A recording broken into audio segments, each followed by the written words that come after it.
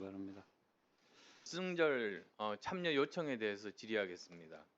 아시다시피 중국 정부가 이제 한 달 반 남았죠. 9월 3일 날 천안문 광장에서 전승절 80주년 행사를 하게 됩니다. 그래서 이 대통령 초청하고자 여러 경로를 통해서 지금 그 참석 요청을 타진하는 걸로 알고 있습니다. 그 이 대통령께서 참석하실 계획입니까?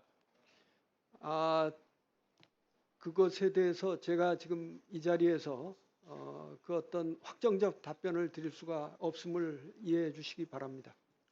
우선 제 의견 말씀드리면 저는 참석하는 것은 대단히 부적절하다 이렇게 말씀드립니다. 여러 가지 이유가 있습니다만 세 가지만 우선 말씀드릴게요. 우선 첫 번째 전승절의 의미에 대해서입니다. 혹시 전승절이 뭐를 축하하는 그런 행사인지 아십니까? 네, 예, 말씀해 보시죠. 네.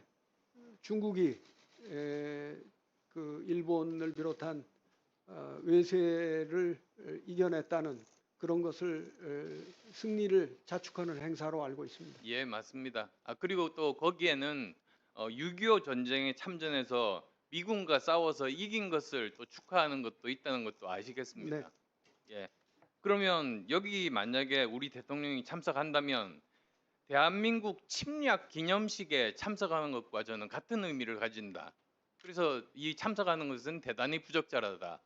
이런 말씀 드리고 싶은데 동의하시는지요? 네, 지금 의원님 말씀하신 그런 측면을 또 충분히 고려해서 참석 수위, 참석 여부를 결정하게 될 것이라고 생각합니다.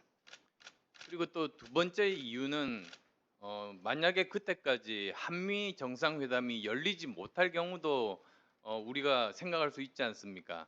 그렇게 되면 그런데도 불구하고 만약에 이 전승절에 참여하게 되면 순서가 뒤바뀌게 됩니다. 앞으로 어느 나라를 먼저 방문하는지가 굉장히 중요한 것은 뭐 저 평생 외교 분야에서 일을 하셨으니까 아실 테지만 만약에 정말 그렇게 된다면 한미 동맹 기조에 혼선으로 작용할 우려가 대단히 크다.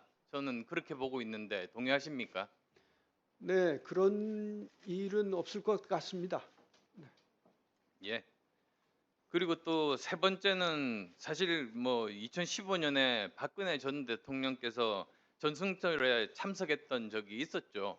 그런데 그 결과적으로 보면 그게 북핵 억제도 실패하고 그다음에 사드 배치 이후에 중국의 경제 보복이나 관계 악화로 이어졌습니다. 그러니까 결론적으로 이런 정치적 외교적 실익이 거의 없었습니다. 그러니까 이런 사례들 과거 사례의 교훈을 이렇게 되짚어 볼 때 이번에 이 80주년 전승절에 이 대통령께서 참석하시는 것은 부적절하다는 그런 말씀드리는데 동의하시는지요? 네, 의원님께서 말씀하신 포인트들을 잘 고려해서 그 건의를 잘 드리도록 하겠습니다. 예. 다음은 저 중국의 서해 구조물 알박기입니다. 아시겠습니다만 사실 저 그 2000년에 한중업 협정을 체결을 했지 않습니까? 그래서 그 양국의 200해리 배타적 경제 수역이 겹치는 곳 그러니까 PMG라고 하죠. 한중 잠정 조치 수역이라고 이렇게 번역할 수 있겠습니다만 거기서는 자원을 채취하거나 구조물 설치를 금지를 하고 단지 이제 공동 조업만 가능한 그게 이제 양국이 맺었던 협정입니다. 그런데 문제는 최근에 중국이 연어 양식 시설이라고 구조물인 설란 1호, 설란 2호 설치하고 그리고 또 석유 시추선을 개조한 가로 100m, 세로 80m의 관리 시설 플랫폼까지 이렇게 구축을 했습니다. 그래서 거기에 우리 지난 2월에 한국해양과학기술원 온누리호가 현장 확인차 접근한 것조차 이렇게 차단을 했다는 말이죠. 그러면 이건 협정 위반입니까? 아닙니까? 네, 협정의 정신에 분명히 위반되는 것입니다.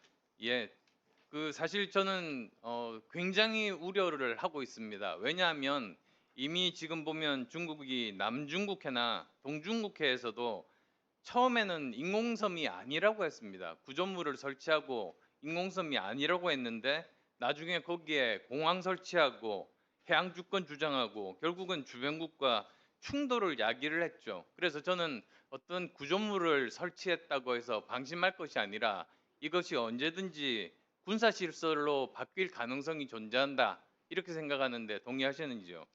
아직 예단하기는 어렵다고 생각합니다.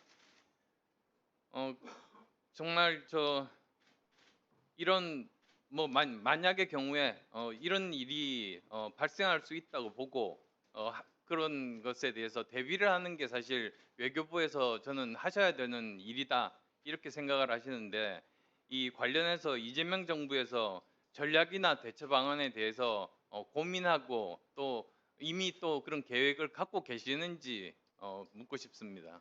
네, 그러한 조치에 대해서는 그 강력히 항의하고 또 적절한 대응 조치를 취하는 등 여러 가지 단호한 대응 방안을 만들어 나가 보겠습니다. 뭐 예를 들면 이런 방법도 있지 않겠습니까? 해양권익 수호가 절대적인 안보 가치 아닙니까? 그렇게 되면 만약에 중국이 계속 퇴거를 거부한다. 그러면 우리가 쓸 수 있는 방법 중에 하나가 유사한 위치에 구조물을 설치하는 등 비례적 대응에 나서는 거죠. 그런 방법들도 검토가 가능하다고 생각하는데 어떤 의견 가지고 계십니까? 네, 그런 방안도 포함해서 종합적으로 검토해야 될 것이라고 생각합니다. 예, 이상입니다. 예, 수고하셨습니다. 다음 이용선 의원님 질의해 주시기 바랍니다. 예, 서울 양천을의 이용선 의원입니다. 우리 조현 후보자님, 예, 지난 40여 년 우리 외교부 1, 2차관 유엔 대사 아마 이 경제 뿐만 아니라 정무 여러 분야에 있어서 또 양자사자 외교에 아주 경험이 풍부한 아주 전문가로 평가할 만하다고 생각합니다. 그리고 외교 환경이 매우 심각하고 어려운 현재 상황에서 아마 이걸 타개해 나가는 아마 큰 역할을 하리라 이 기대도 하고 축하드립니다. 우선